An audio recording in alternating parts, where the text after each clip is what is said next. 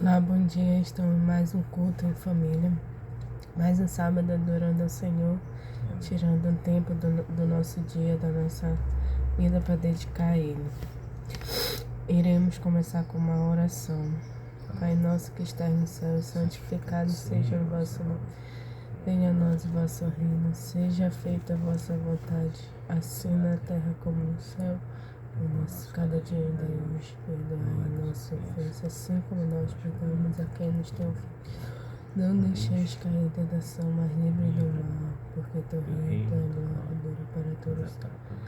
Senhor querido, obrigado por mais um dia, Senhor, permitir estar debaixo da tua graça, debaixo da tua proteção.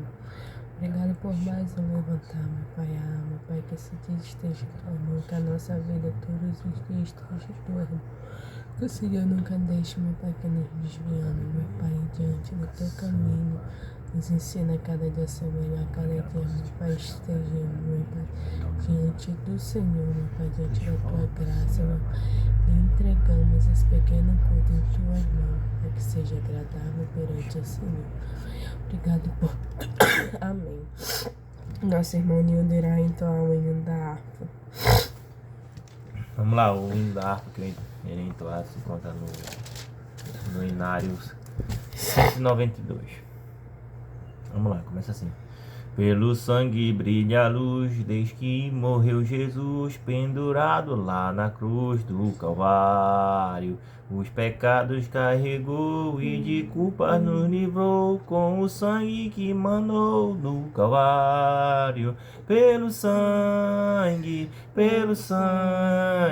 somos redimidos sim, pelo sangue carmesim, pelo sangue. Pelo sangue de Jesus no Calvário. Antes tinha muito temor, mas agora tem amor, pois compreendo o valor do Calvário. Eu vivi na perdição, mas achei a salvação pela grande redenção, o Calvário. Pelo sangue, somos redimidos sim, pelo sangue carmesim, pelo sangue de Jesus no Calvário. És um grande pecador, eis aqui o teu Salvador, tema do bom pregador, o Calvário. O Cordeiro Divinal padeceu na cruz teu mal, ofereço graça e tal no Calvário. Pelo sangue, somos redimidos sim, pelo sangue carmesim, pelo sangue de Jesus no Calvário. Mais uma vez. Pelo sangue, somos redimidos sim, pelo sangue carmesim, pelo sangue de Jesus no Calvário. Glória a Deus, aleluia. Somos todos redimidos, né, pelo sangue de Jesus.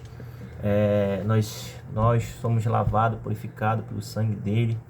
Aquela cruz, a morte e a ressurreição, o sangue que ele deu, né, foi para que eu e você tivéssemos, né, chances de ser redimidos, de ser purificados, lavarmos, ter pago lá na cruz os nossos pecados. Amém. Amém.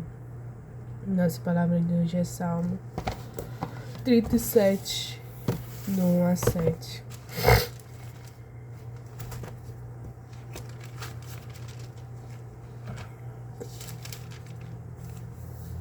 Salmos 37. No 1 a 7, versículo. Não te indignes por causa dos maus feitores, nem tenha inveja do que pratica a iniquidade, porque cedo serão cefados como a erva e murcharão como a verdura.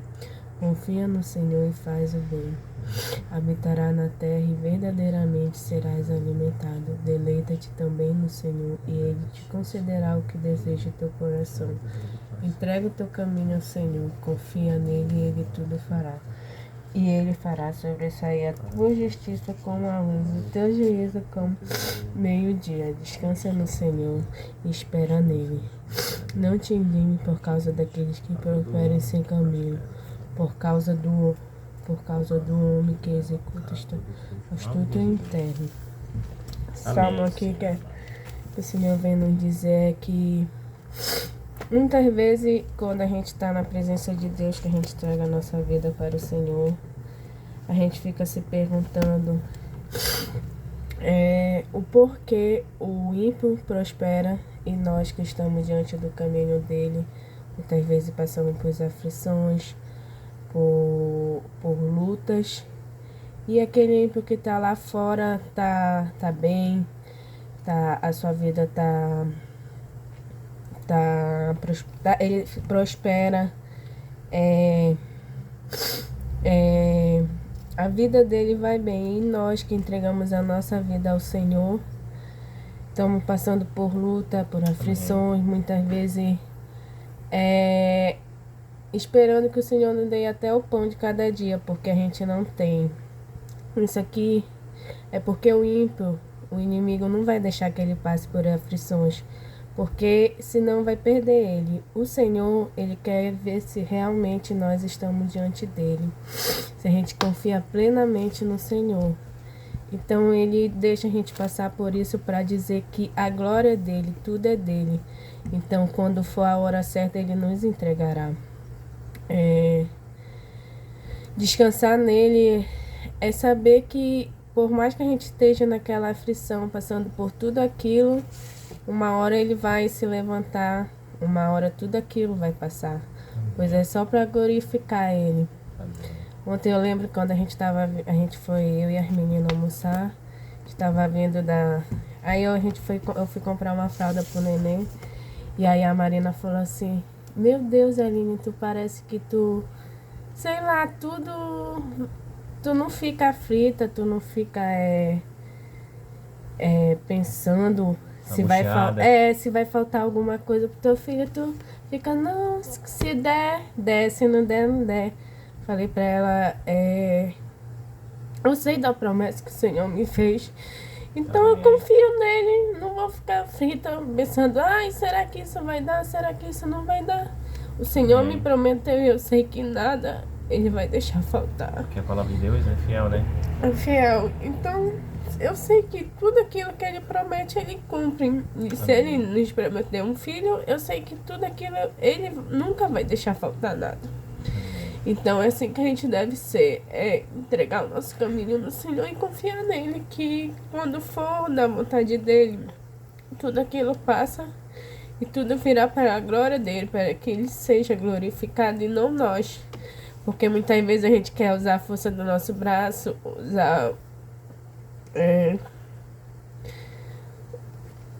a gente quer bem material, mas é por isso que o ímpio prospera. Muitas vezes mais do que nós. A gente fica, meu Deus, eu comecei junto com ele nesse tal caminho. E ele já tá próspero e eu continuo no mesmo lugar. É porque ele só vai ter bem material. Nós não, nós teremos a glória. Nós iremos estar com o Senhor. E o Senhor nos dá paz, nos dá consolo, nos dá alívio. Então, tudo que ele tem só ficará aqui. Nós não, nós iremos para a glória, nós iremos estar com o Pai. Então nessa palavra descansar no Senhor, esperar nele, é que entregamos a nossa vida tudo a ele e sabemos que tudo que nos falta, tudo aquilo que ele nos prometeu, ele vai cumprir. Que muitas vezes a gente passa por aflição, mas que a gente deve confiar no Senhor, que tudo ele fará. Que tudo virá diante da glória dele, para ele ser glorificado e não nós.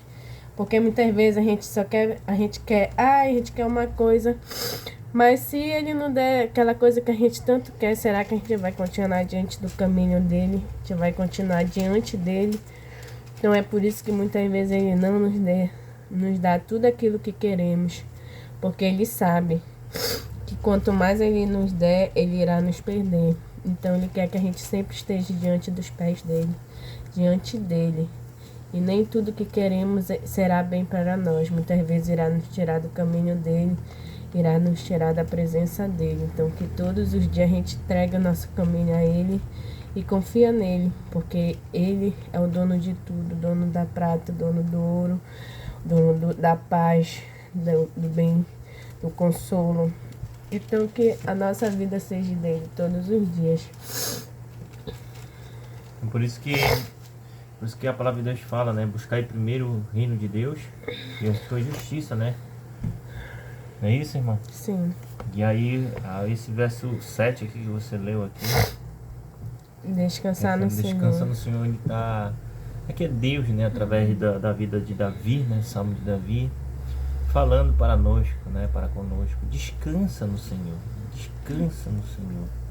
Como a minha esposa estava falando aí, né? As pessoas começam a perceber isso quando a gente começa a deixar de querer fazer força com as próprias mãos, que tudo que está no controle é Deus. Deus está no controle, Ele sabe da nossa necessidade. A palavra de Deus fala que antes mesmo de a gente falar, Ele já sabe o que a gente vai dizer.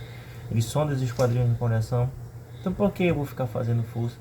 E aí eu vejo muita, assim, no que ela falou, né, a questão da força do braço, eu vejo muito lá em Jeremias, Ezequiel, Isaías, que quando o rei da Babilônia se intentou para tomar a cidade de Israel, né, eles confiavam muito na força do braço deles, ou seja, na construção do muro, entendeu? Na construção das torres, como se na própria, nas suas próprias conquistas, né, nos seus próprios feitos. E aí lá em Ezequiel ele vem até exortar com os próprios os falsos profetas, né, dizendo quem caiama, né, aqueles muros, ou seja, pintar a calça pro caiado, né, que ali era só uma tinta, aquilo só era uma tinta. Os discípulos estavam confiando na própria força. E aí eu me lembrei desse versículo aqui, né, na base do texto lá, dizendo que descansar no Senhor, esperar no Senhor, e Ele vai falar. E ontem eu estava refletindo, ontem a gente estava no culto, né, e a gente estava refletindo, porque uma parte lá também que foi ministrada, né, falava muito se voltar para Deus, né, e a gente tenta às vezes fazer força com a mão. E aí às vezes a gente foi dito também lá sobre a história, o salmo de Asaf, né, o salmo de Asaf, que quando ele fala que ele olhava, né, assim como Jó, né, que ele olhava pro ímpio e via a prosperidade deles. E ela falando aqui, eu me lembrei, né? É porque muitas das vezes também, irmão, a gente acaba olhando a prosperidade do ímpio. A gente olha para a prosperidade. Mas enquanto às vezes a gente não passou na rua, né? A gente é agoniado, mas a gente tem nosso teto para dormir, né? Nossa casa. A gente é agoniado, mas a gente tem o nosso pão de cada dia. Preocupado com finanças, preocupado com o carro, preocupado com aquilo. Mas a gente tem lugar para descansar, nosso leito, nosso aconchego. E às vezes a gente vai passando na rua aí, os moradores de rua, que o teto deles é o céu, alento, se chover, né? E aí por que a gente não olha para esse povo? Não com desdém, não para dizer que nós fariseus, ainda bem que eu não sou ele. Não. Eu falo em questão de olhar para comparar a nossa situação. Que muitas vezes a gente reclama, mas olha só, a gente está agoniado, mas hoje eu tenho um teto para dormir. Tenho uma cama, aconchegado. E o morador de rua que não sabe nem se vai comer alguma coisa hoje. Olha só, eu sei que hoje eu vou almoçar. Com todas as dificuldades, com todas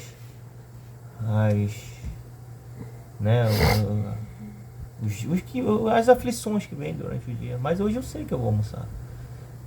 Aí eu vou deixar a comida da minha boca ficar desgostosa por causa do problema, né? Aí eu te pergunto, você já se comparou? Não para dizer, como eu falei, graças a Deus que eu não sou morador de rua, mas você já se comparou com ele? Para agradecer. Para agradecer a Deus. Para agradecer, dizer assim, Senhor, tem muito mais gente pior que eu, olha. E tu és maravilhoso. Então, quando essa palavra, né, eu estava meditando ontem, né, porque assim a gente vai analisando, a gente vai crescendo, a gente vai passando dias depois de dia, a gente vai acabando tendo experiência. E quando a irmã que estava ministrando lá, era até uma outra palavra, né? Mas entrou nessa parte de Esaf e eu fui ler, eu fui meditar, e agora eu também lembrei aqui. A gente só olha para a prosperidade do outro. Porque o outro tem carro, tem coisa, só olha para visualmente, a gente está olhando visualmente, ou seja, a gente está olhando o carro, a pintura deles. É só isso que a gente está olhando. Só a pintura deles. E a gente se pega, meu Deus, mas eu sou teu filho, e aquele Eu lá. sou fiel a ti. Sou fiel a ti no meu dízimo, né? E aquele lá é o cachaceiro e tudo mais. Mas Só que nem sempre ele tem a paz. É porque a gente está olhando superficialmente o caos e a paz, né? Descanso. E aí a gente compara só com eles. Só com eles. O ser humano só compara com eles. Com eles que eu digo assim, com quem é mais próspero. Porque eu queria aquele carro, porque eu queria aquela moto, eu queria aquela casa. Eu tô falando não de vocês, mas de todos nós, que isso é ser humano. Mas a gente já parou para analisar quem não tem nenhum pão sequer para se alimentar. É parado.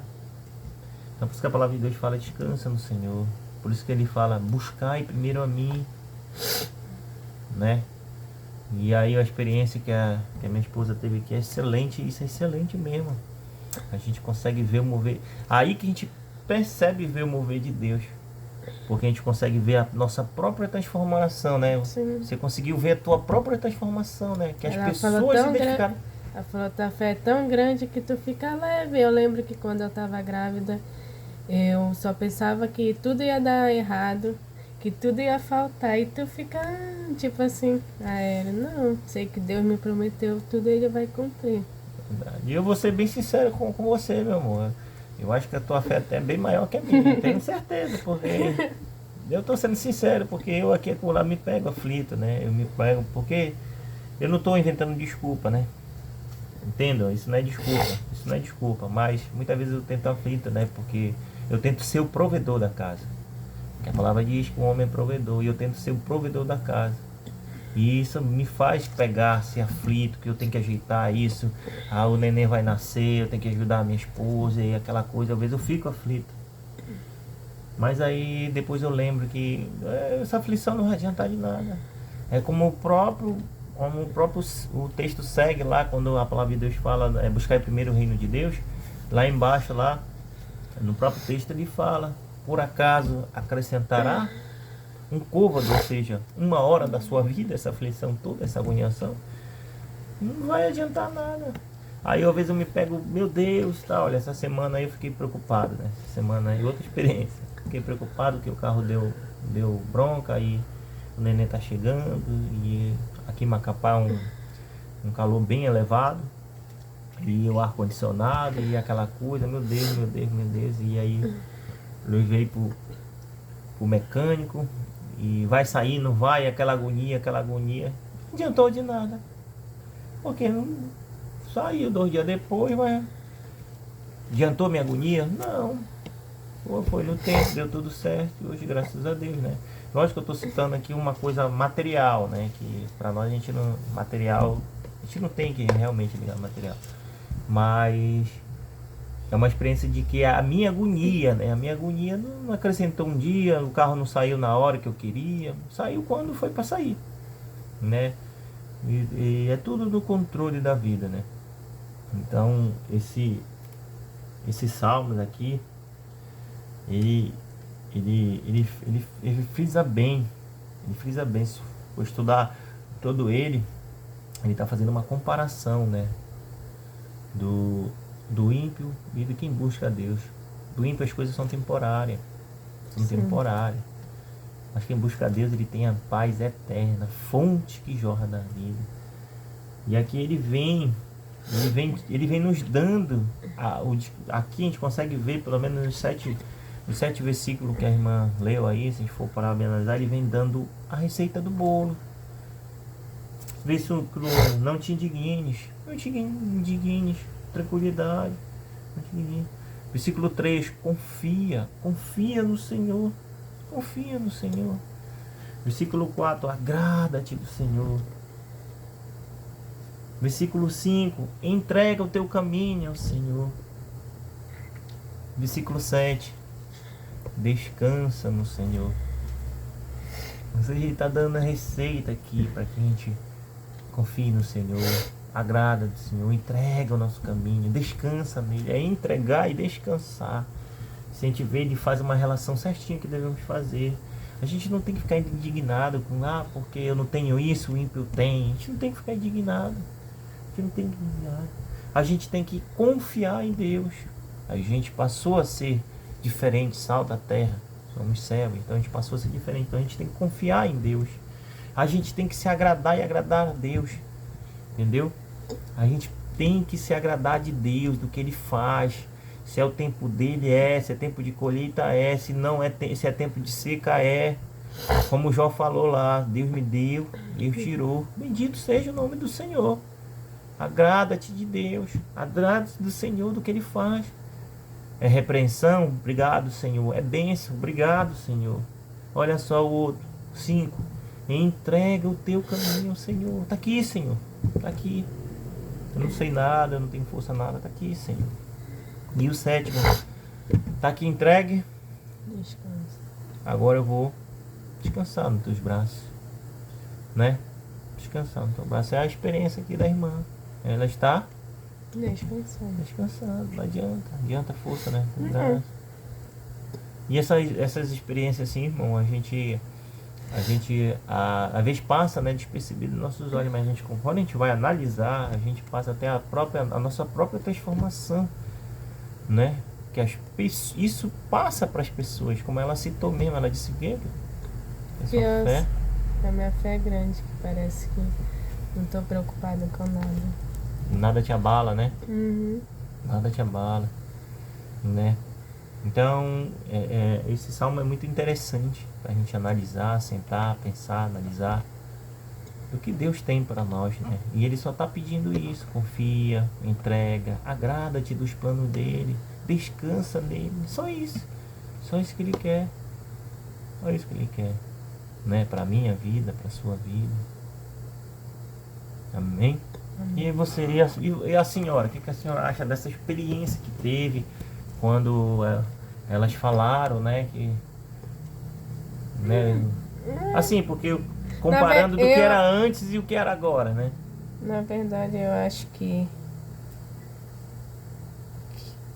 eu acho que eu sempre fui assim, mas agora eu tenho mais confiança em Deus.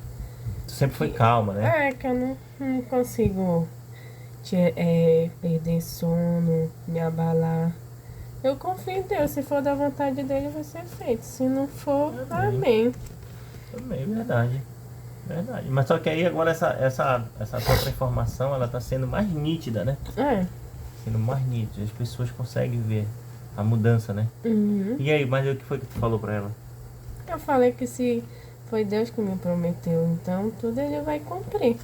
Não vai deixar faltar nada. Porque nem aquele dia que eu lembrei da palavra, né? Que veio aquela aflição, que quando você começou ela estava mais ou menos ali no 4º mês, eu acho, né? No 4º mês, 5º mês da gestação, e ela começou a sangrar muito. E aí bate uma aflição, porque a gente já perdeu, né, o neném. E aí bate uma agonia, uma aflição. Mas aí foi maravilhoso que a gente foi nessa mesma semana, né? Eu acho que semana depois desse ocorrido, que a gente estava agoniado. Eu não fiquei tão aflito assim. Mas ela ficou bastante aflita, porque ela lembrava da situação e eu acabei me afligindo também, né? E eu via na minha mente, às vezes, aquela cena dela lá no hospital, vindo andando, eu sentado, às vezes vinha muito isso na minha mente. E aí a gente foi pro culto, e aí a irmã lá foi pregar a palavra, e foi justamente nessa palavra. A palavra de Deus, passarão céus e terra, mas a palavra de Deus não é de passar. Aí depois eu fui ver lá em Jeremias, né, que Deus fala que Ele vela, Ele vigia para que a sua